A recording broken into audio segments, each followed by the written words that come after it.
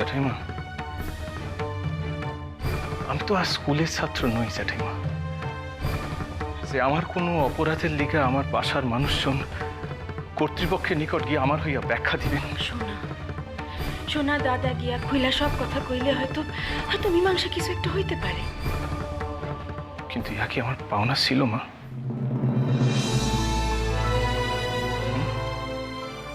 মা, ইহা তো আমার পাওনা ছিল না। ইহা ইহা আমার পাওনা ছিল না। আমার এত কষ্ট কইরা তিলে তিলে অর্জন করা সুনাম তারা এইভাবে এক মুহূর্তে শেষ করে দিয়ে চলে গেল।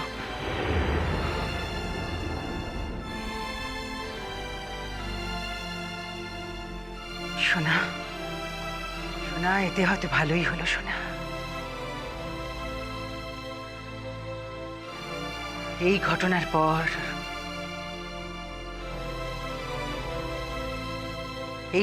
পর আর কোনোভাবে তাদের সঙ্গে কোনো রকম সম্পর্ক রাখা আমাদের পক্ষে যে সম্ভব নয় সেটা প্রমাণ হয়ে গেল। সোনা, জীবনে কোনো কিছুই তো এমনি এমনি পাওয়া যায় না। এবার আমরা খোলা মনে আমাদের যা করার সেটা করতে পারবো।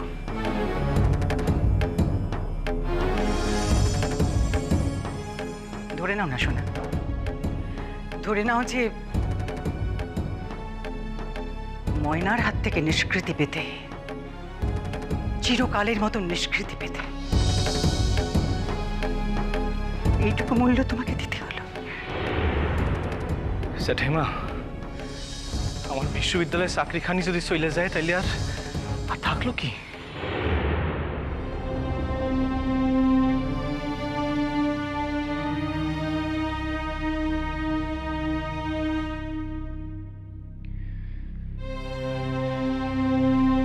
যত সহজে আপনি এই ঘটনাখান কইতেছেন, এই যে যত সহজ না শোনা বাবু, সে কথা তো আপনিও জানেন।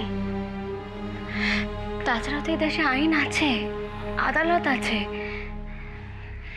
প্রত্যেকে আমরা নিজেকে অধিকার রক্ষা করলে রেখে আইনের সাহায্য নিতে পারি তো শোনা বাবু।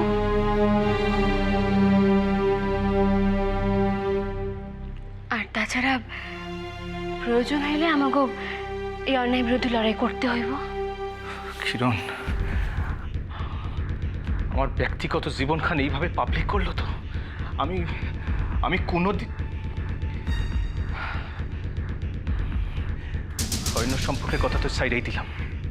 একজন মানুষ হিসাবে ময়নারে আমি কোনো দিন ক্ষমা করতে পারুম না, কোনো দিন না।